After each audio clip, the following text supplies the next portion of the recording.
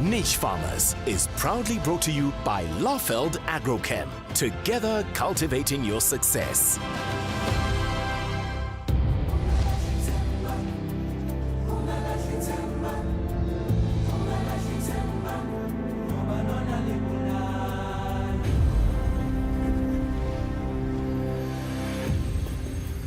If you're watching this, you are supporting the movement to create a better future for all farmers. Hello, I'm Roseanne Mackenzie.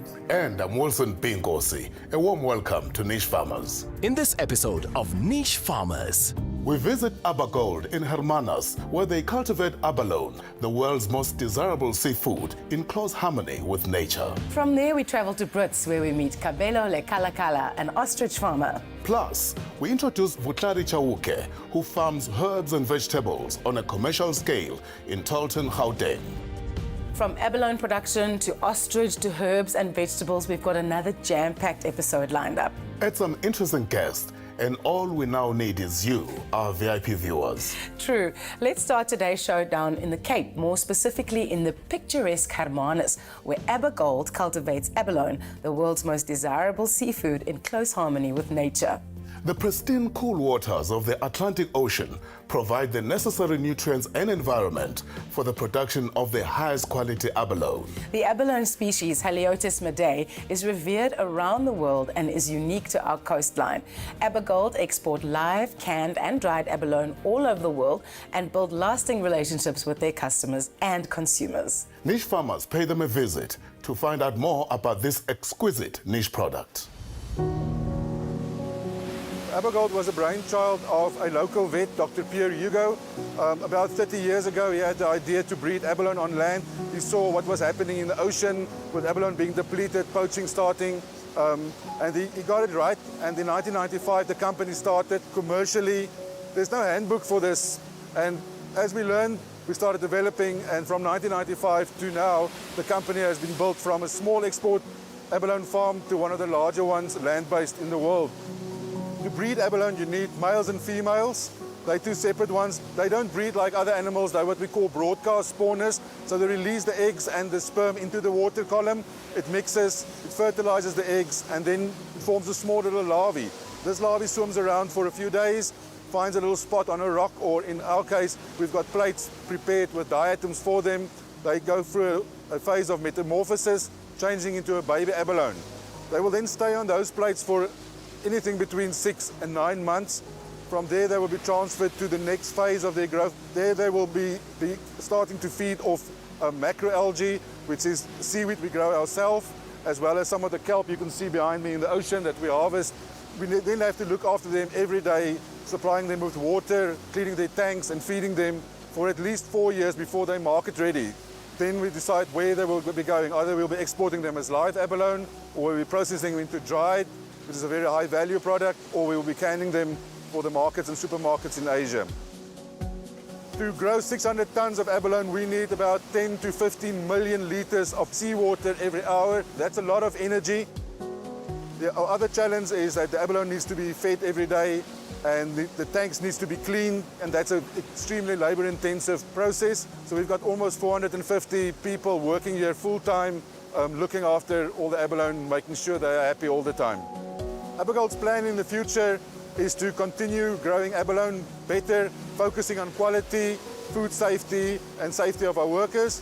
We want to play an active role in the community, be part of the Hermanus, Greater Hermanus, and we've got the vision of being abalone of the world, Abagold abalone of the world as well, where we supply many countries in many formats and also produce abalone from other areas, ensuring that the species of abalone will be protected and be available to consumers in the future. What an inspiring story. It fills me with so much pride to see what South Africans can produce and cultivate. Very true that, Roseanne. And I mean, abalone is something very, very special. Just like our guest. He's equally special. Thank you, Mali Kwachu, Mhledazo Mhle. It's great to see you on the show again. Mali, tell us, have you ever had the pleasure, I suppose, of eating abalone? Absolutely, Roseanne. I grew up in the Hermanus Walkerby area where most of the abalone farms are. And I remember as kids, we used to take out a few just to taste, and it tastes delicious. But it's illegal to take out many of them. Yeah. And there are today's commercial farms that most certainly make a production out of this, a bigger production out of this. Yes, but people used to live from abalone in small batches, just taking them from the ocean. Why do you think it's so expensive? Is it because it's labor intensive to get it out, or because, I mean, you don't just go and sow a few seeds and there grows the abalone? I think there's a lot of factors to it. And some of the factors is, of course, that it grows so slowly over a long period of time. Obviously now, with new technology in the commercial farms, things have changed a bit. But from what I know is traditionally, to grow to fruition can take up to 8 to 10 years. So that plays a role. And obviously the rarity of it. And then there's the component of abalone poaching over a very long time. And I remember as a young journalist, I used to write a lot about this while I was still in Cape Town, about abalone poaching. And it's just also difficult to access and difficult to produce. And all those factors play a role in making it so expensive to cultivate. So Mtanomhle, I think this is what it comes down to, and that is someone saw an opportunity and identified a gap, and they had the guts and the courage of their conviction to start Abagold, the same way that you do with any agri-business, right? Flekazi, we're blessed with the ocean. And I remember government a couple of years ago launched Operation Pagisa. And that is to, I don't want to say take advantage, but appreciate the ocean economy. And I think this is where this industry is coming from. Obviously, we're aware of the fishing and all other products and so on. Abalone is just one of many, but the more difficult one, I would say. So yes, definitely, you know, the ocean is there, and we are just, can I say harvesting? But the problem is also we should not over-harvest because these are rare species and they're quite special as well. Correct. I would definitely watch that insert again. And if you want to do the same, all you have to do is this. Niche Farmers is on every week. Same time, same place. But if a weekly dose of Niche Farmers is just not enough, or you maybe want to watch an episode again, even share the episode with friends and family, you can. SMS FARM to 32210 and we'll send you a return SMS in no time. Click on the link we're sending you to open the info wrap. Then simply complete the form and submit. Remember to SMS FARM to 32210 and get our weekly wrap articles with all the episodes. You'll be so glad you did. You'll also find information about Debt Safe there. After all, we want financially healthy farmers. Especially if you're struggling to cover what you owe with what you earn, struggling to live on what's left. Then you're probably over-indebted and in desperate need of a helping hand. Fortunately, Debt Safe is here. It is here to empower you, to help you take control of your debt. No repossessions, no creditor problems, no stress, no mess, no fuss. And when you're done, no bad credit record. From the moment you start your debt consolidation journey with Debt Safe, you're on the road back to financial freedom. Take control of your debt. Visit debtsafe.co.za today. That's debtsafe.co.za. Stay tuned, we'll be right back. After the break, we travel to Brits, where we meet Kabelo Lekalakala, an ostrich farmer. Niche Farmers is proudly brought to you by Lafeld Agrochem. Niche Farmers is proudly brought to you by Lafeld Agrochem. Welcome back. We now travel to Brits, where we meet Kabelo Lekalakala from Bitso Ostrich Farm. Kabelo felt a deep conviction to start ostrich farming in the Northwest following 2 years of exposure in the ostrich production and value chain in Oudtshoorn. An ostrich farm in Brits? I cannot wait to see this. Enjoy. The journey started in 2019, whereby I find myself traveling all the way from Oudtshoorn. At the back of my car, a small car, I've got 15 chicks of ostrich chicks at the back. I'm traveling 1,500 kilometers all the way from the Western Cape to the side. And my vision, or rather my mission then, was that let me try to replicate what I've seen in the Western Cape in the Northwest, where it's home, because charity begins at home. So yeah, I come this side Then I soon got to realize that there is an opportunity in this niche market. It just wants more participants to grow the industry and even educate consumers, you know. Profitability, I believe so. I strongly believe so, given that the industry is so small, yet it's a 1.2 billion rands industry with about only 500 ostrich registered farmers concentrated at the side. The journey thus far, as far as technical support, it has been a very challenging, a lonely one, I must say, because such enterprise is a unique and it's new here. We need the expertise, the support, and I was of an impression that I wouldn't battle this long. But the very much appreciated and valued stakeholders in this enterprise thus far is each and every farmer within the Northwest Mpumalanga, Free State, and Limpopo. In fact, I'm getting much love from Limpopo, and I'm appreciative of that reception. The guys that wants to buy ostrich farmers to grow ostriches to grow them, because of that is my market, which is a primary stakeholders for the venture's existence. Just start, eh? Just start. Don't calculate the cost. Had I calculated the cost, I wouldn't have started, I believe. And the thing with me is that I can be very impulsive at times, driven by passion or driven by my convictions. I can be very stubborn or tenacious. It has its pros and cons, but start with the little that you have, eh?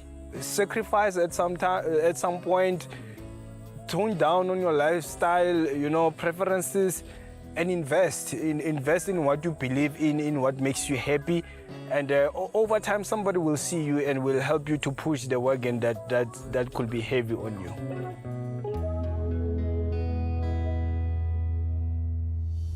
Abuti Kabelo, so great to meet you, sir. What a pleasure and a privilege to be here. Thank you for having me, Mr. Nkosi. Yes, and very well done on your ostrich farm. Clearly, you're not one to bury your head in the sand.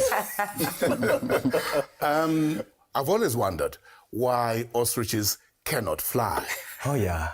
I must say, given my interactions with ostriches thus far, I'm grateful that they cannot fly. But in a nutshell, one could give a simplistic answer to say that the anatomy of ostriches, it is big, the body-wise, yet the wings are too small. So it wouldn't be possible for the wings to carry that amount or that weight of the body that it could penetrate the atmosphere and defy gravity. The ostrich obviously has many parts of it that can be used in production. Can you tell us a bit more about that? That's right. The main three income stream in ostrich farming will be post-production will be the meat, the skin, and the feathers. And they contribute the meat and the leather, they contribute 45%, and only 10% remaining to the feather trade. Oh. Can you tell us why ostrich meat has become so popular? I believe the growing patterns of people wanting to eat healthier, it is one of the driving forces behind that. Hence, Pizza Ostrich Farm is trying to drive a narrative to say that the South Africans, the local market, should try and switch and explore alternative, healthier meat, which is the ostrich meat. Kabelo Lekalakala, you are a bright spark, and we wish you well, sir. But before you go, we have a gift for you. Oh. It is our token of appreciation. Oh, wow.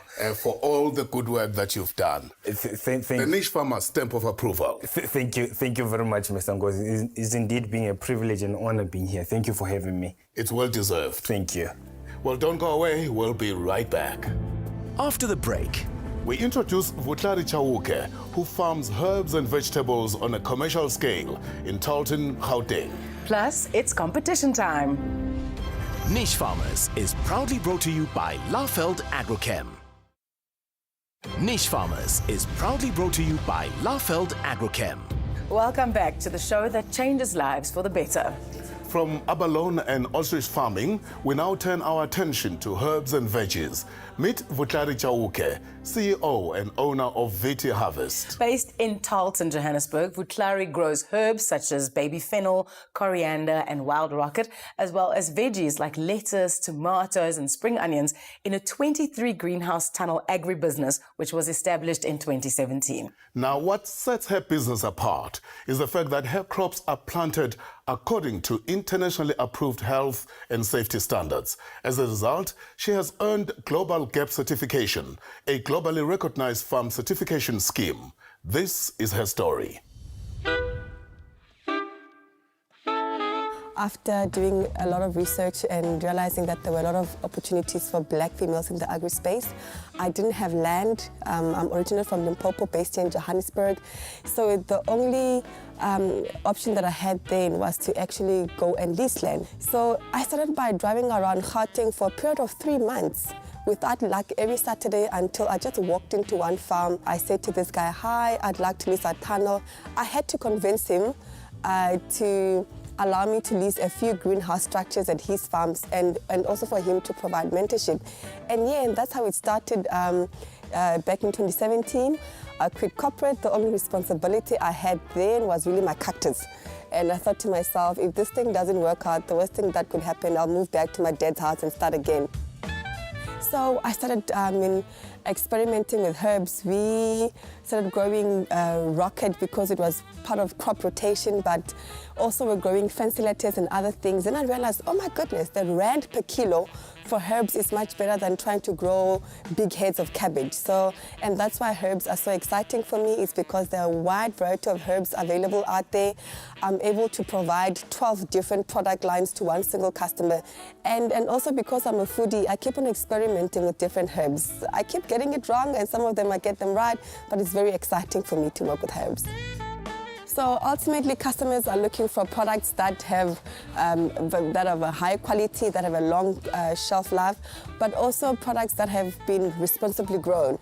And for us, in terms of producing our herbs, that's the approach that we've been following to make sure that when we are producing our herbs, we also look after the environment. We're not spraying harsh chemicals, because at the end of the day, we need to be responsible producers. So if you want to come into farming, there are a lot of opportunities in agriculture. It does not have to be primary agriculture. You can go into agro-processing. The opportunities where instead of growing tomatoes, you can dry tomatoes. Instead of growing herbs, you can dry herbs.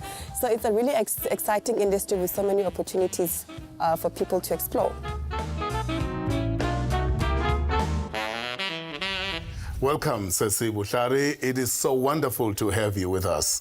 You are such an inspiration. I mean, to think that you only started this business in 2017 and it has grown in leaps and bounds. What made you go this way? For me, I've always known that entrepreneurship was the end goal. I invested a lot in business studies in my younger days. So when I felt that it was time to leave corporate, I started doing research on industries in which I could tap into, and agriculture just popped out. It seemed like there were so many opportunities because also there weren't a lot of black women at the time, and that's why I chose agriculture. That's actually my next question to you, Vutlari, is to ask you, there were a lot of new entrants to the field and young, ambitious, driven farmers. What drives you as a black female farmer? I think what drives me, first of all, is I'm a person who's not afraid of failure. I am willing to try new things. Yeah. But also for me, what drives me is the fact that in agriculture, there are so many opportunities to grow. One of them being the change that we're able to impact in the local communities that we're working in. I've seen how my journey in trying to be successful has impacted so many families in the community where I'm working, where for me it's just to make profits. But with those people that work for me, for them it's families. Yeah. I come from a family where my father was the only person that was educated. But from him being the only person that's educated, it has changed our generation forever. So it's not just the profits, but also I think the people that get to work with me, how I see them grow. Yeah. And that's what makes it amazing. Vutlari, you say it's not just the profits. Who do you supply? So we have a diversified market that we supply because of the different products that we grow at the farm. pre-COVID, there were certain customers I was not willing to even try and pursue. But because we're only growing niche products, which are herbs. So your mint, your corianders, your thyme. But came hard lockdown, all of those products were not moving. And luckily at the time, we had just received funding from the SAB Urban Agri Program, and we were growing tomatoes hydroponically. And all of a sudden now, Ubaba Baloyo, who sells tomatoes in the street, is now my customer. He is coming directly to the farm to procure for me. So now having hawkers, now we're supplying the Joburg and Tshwane markets as well. That has really just diversified our customer base. And it's really such a joy to be able to serve different customers, because you're also managing concentration risk. Correct. Yeah. Because strategic partnerships are very, very important, and I'm glad that you touched on that. Do you have mentors or something? Wilson, I would not be here if it was not for my mentors. Right. I almost quit 3 times on this journey. Luckily, I had a mentor who encouraged me to stay the course. But furthermore, he helped me to understand how to scan the agriculture industry, how to understand the markets, how to plan productively, how to position one. But also he introduced me to the concept of using suppliers as strategic cogs to the business, because now my suppliers help me in my production planning. When I'm planning a new crop, I'm able to call them and say, hey guys, do you know someone who has grown this product before? What was their experience? How do you think I can, grow this optimally at my farm? So yes. Yeah. So Butlari, it has been wonderful to have you on the show, and all the very best to you. And you're one bright light. We really, really wish you well. You're a trailblazer and a trendsetter. Thank you so much for having me on the show. Thank you. Right, folks, that brings us to a very important part of today's show, competition time. The third prize, valued at over 10,000 Rand, gives you a double bed with mattress protector and a set of pillows, plus Lafeld's seed packs. That's treated seeds and fertilizer, enough to produce vegetables for a family of 8 for an entire year. The second prize includes a queen-sized bed set, mattress protector and set of pillows, plus the Lafeld seed packs, all valued at over 15,000 Rand. And finally, the first prize. The lucky overall winner gets a king-size bed set, mattress protector, headboard and set of pillows. The Lafeld seed packs plus 50,000 Rand in cash. Before we say goodbye, here's a quick reminder to look out for AgriSkills' upcoming short courses, ideal for anyone who wants to start farming. Here are their contact details. And folks, don't worry if you missed any of the information.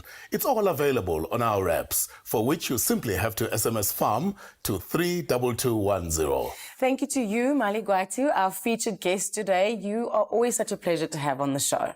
Thank you very much for having me. And of course, to all of our featured farmers, a big thank you to them as well. Without them, there would be no future for any of us. Celebrate them, and if you can, become one of them. Till next week, friends, goodbye. And please go like our Facebook page if you haven't already done so. Yes, let's build the movement together, the Niche Farmers Movement. Take care. Take my hand, stand tall on my shoulders, I'll shine a light for you to see. Together we rise.